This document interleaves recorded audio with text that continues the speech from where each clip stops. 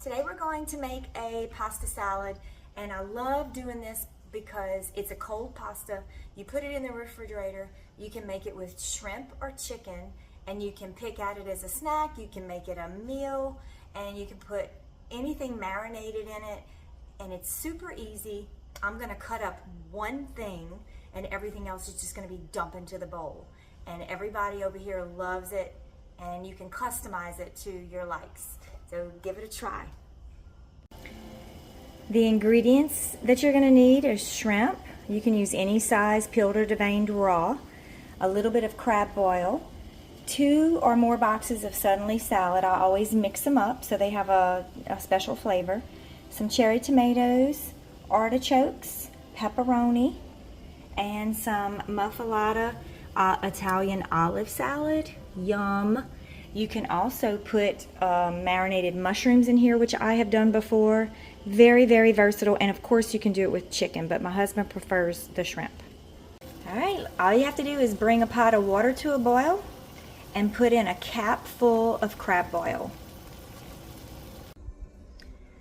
Alright, after you bring your water to a boil, you're just going to open up your boxes of Suddenly salad. And then you have a noodle pack. If you've never used this before, you have a pasta packet and you have a seasoning packet. And you just take the seasoning packet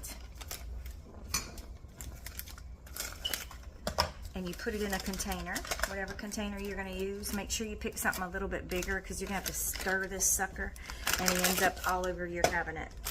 All right, so into the water, I'm going to put my pasta. You can do 1 box of this and it will probably be plenty if you want to give it a try with just 1. But I always do 2 because a lot of us eat it and we like it. You don't even have to mix the flavors, although I do mix the flavors and I don't know why. I don't even know if I can tell the difference, but I like mixing the flavors. And then both of our seasoning packets are going to go into this container. Now, in this container, while our pasta is boiling, we're going to put all of our ingredients in. Now, my husband's aunt fed this to us, I think, at my bridal shower. And I'm about to be married for 30 years. So, we've been eating this a long time. And she calls it a Muffaletta salad, if I recall. I have the recipe written down in my recipe book.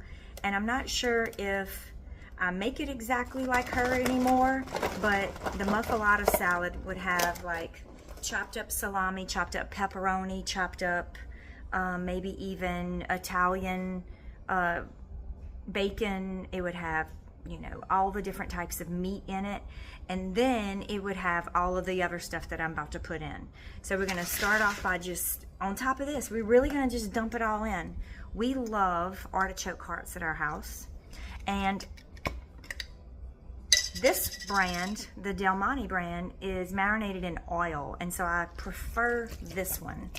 And we all like a lot of artichokes, so I'm putting the whole jar in.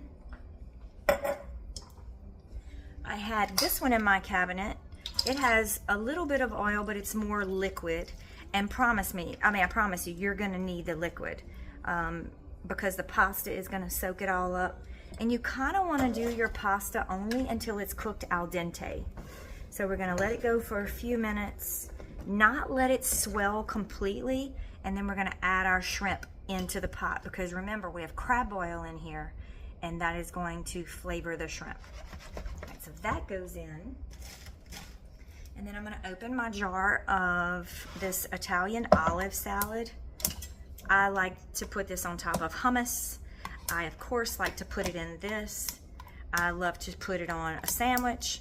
And if you're in Louisiana, you should know what a muffaletta is. But if you do not know what a muffaletta is, it is a big, round, typically, traditionally round French bread loaf with sesame seed on the top. And they hollow it out sometimes. Sometimes they don't even hollow it out. And they put all the different types of Italian meats on it. Sometimes you'll get it with a little bit of lettuce and tomato. But they put this olive dressing and this olive salad, the oil in here soaks into the bread. They put a really good cheese on it. It's typically a white cheese like Swiss or something else. And it's smushed down and then warmed up in a press with grill so that it's warm. And I love it, and I'm gonna throw this place out there for you to try if you're ever in New Orleans. It is my favorite place to go to. A lot of people say that Central Grocery is good and all that stuff like that. And I like my favorite because they let me have French fries with my sandwich. Most of those places, they just let you get chips on the side, but I like to have French fries with mine. And it's called Masparo's or something like that. And I love it. Every time I go to New Orleans, I want to go and order one and eat it. And you know you've eaten a really good muffaletta if after you've eaten it, your palate of your mouth is all scratched up. If you know, you know. All right, so in this, I'm going to put all of that. And I find that it's a very good pairing with shrimp or chicken to put some of this little Genoa salami. I'm just going to grab a chunk, a little handful. Pack of pepperoni would be good, but I like these drier ones. Try to get a dry salami, or what they call dry salami. And then I'm just going to cut it in 4. Just some little bite-sized pieces, no rhyme or reason. And I will throw that in there. And by the time I do all this, our pasta might be ready to add the shrimp to. Now, I've been making this more recently in the last couple of years, just so I'd have something in the refrigerator to go and snack on. You could put chunks of cheese in it, like little marinated cubed cheese, which would be amazing. You could probably do the little feta or goat cheese, and that would be very tasty. It's kind of a whatever you like would go in here. I don't put cheese in it because I can't eat the cheese, but I think there's some dry milk powder in these little seasoning packets, and so you do get that little creaminess in the sauce, but it's more of a marinated oily consistency, and we love it. All right, so now I'm just going to give that a stir. And it looks very liquidy right now, but when I put this pasta in here and the shrimp, it's going to soak up a bunch of that, and it's going to make it stay like that for a few days in the refrigerator. All right, let's check our pasta. And again, like I said, we want to do it until it's just tender. We don't want to cook it all the way because we're going to put the shrimp in with it in a second. And it's going to cook for a few more minutes. Now just know that when I put this bag of frozen shrimp in here, it's going to lower the temperature of the water. It's going to stop boiling, but it's going to come back up to boil. I'm going to go to the sink and I'm going to run cold water over this icy shrimp and rinse off most of the cold and the liquid, and then I'll come back and add it to the pot. All right, so now we're going to add this shrimp back in. I have rinsed all the ice off of it and drained it.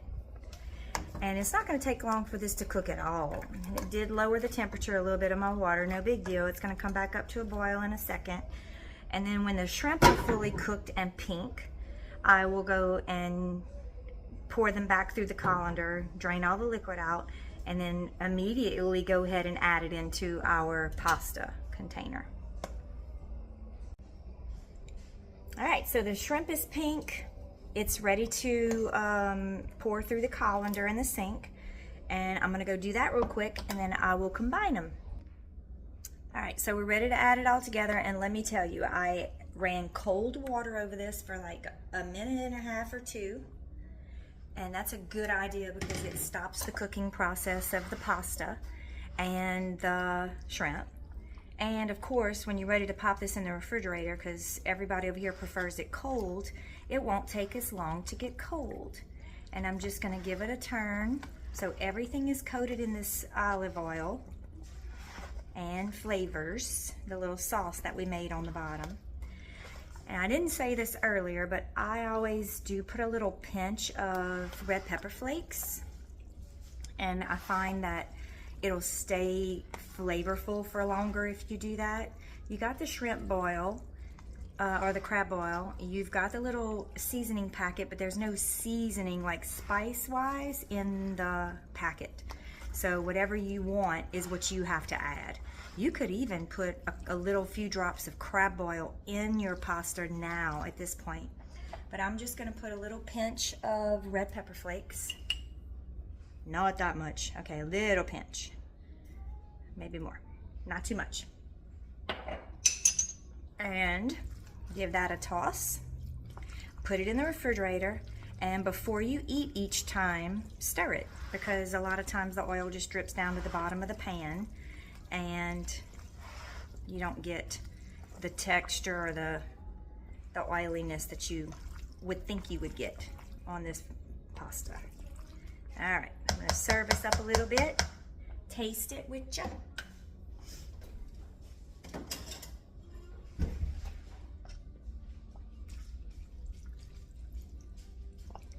And I like it warm, so I'm not even gonna wait.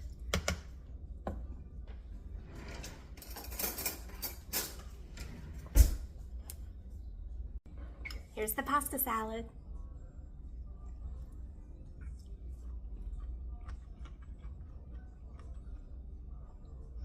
It's really strange eating in front of y'all, but this is really good. It can be refreshing.